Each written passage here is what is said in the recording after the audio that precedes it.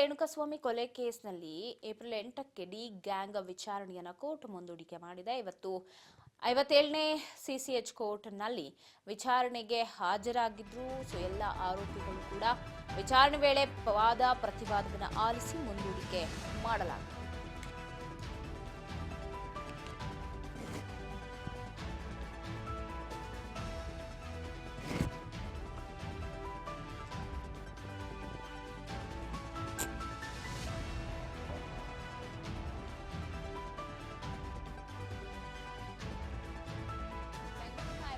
CCH ಕೋರ್ಟ್ನಲ್ಲಿ ನಡೆದಂತಹ ವಿಚಾರಣೆ ಏಪ್ರಿಲ್ಗೆ ಮುಂದೂಡಿಕೆಯಾಗಿದೆ. ಏಪ್ರಿಲ್ 8ಕ್ಕೆ ಮುಂದೂಡಿಕೆಯನ್ನ ಮಾಡಲಾಗಿದೆ. ರೇಣುಕಾಸ್ವಾಮಿ ಕೊಲೆ ಪ್ರಕರಣದ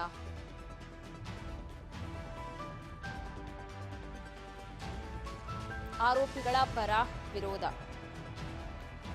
ಸಾಕಷ್ಟು ವಾದ ಪ್ರತಿವಾದ ನಡೆಯಿತು.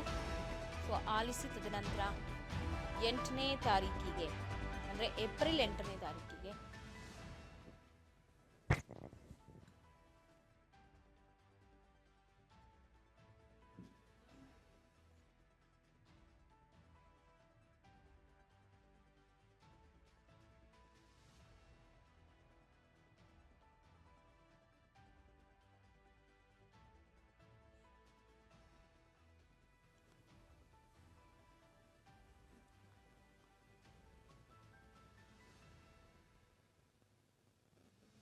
ಒಂದು ಕಡೆ ದರ್ಶನ್ ಸಂಗಡಿಗರಿಗೆ ಈಗಾಗಲೇ ಕೋರ್ಟ್ ವಿಚಾರಣೆಯನ್ನು ಮುಂದೂಡಿಕೆ ಮಾಡಿದೆ. ನ್ಯಾಯಾಧೀಶರು ಎಲ್ಲವನ್ನ ಕೂಡ ಆಲಿಸಿದ್ರು. ಇನ್ನು ಪೊಲೀಸರ ವಿರುದ್ಧ ಗಂಭೀರ ಆರೋಪ ಮಾಡಿದ್ದಾರೆ. ಪೊಲೀಸರ ವಿರುದ್ಧ ದರ್ಶನ್ ಪರ ವಕೀಲರು ಆರೋಪ ಏನಂದ್ರೆ ಇತರೆ ಆರೋಪಿಗಳಿಗೆ ಮಾಫಿ ಸಾಕ್ಷಿ ಆಗೋದಕ್ಕೆ ಒತ್ತಡ ಮಾಡ್ತಾ ಇದ್ದಾರೆ. ಬೇರೆ ಆರೋಪಿಗಳಿಗೆ ಮಾಫಿ ಸಾಕ್ಷಿಯಾಗಿ ಅಂತ ಪೊಲೀಸರೇ ಒತ್ತಡವನ್ನು ಹೇರ್ತಾ ಇದ್ದಾರೆ. ಇದಕ್ಕೆ ಸಾಕ್ಷಿ ಇದೆ ಅಂತ ಹೇಳ್ತಾರೆ.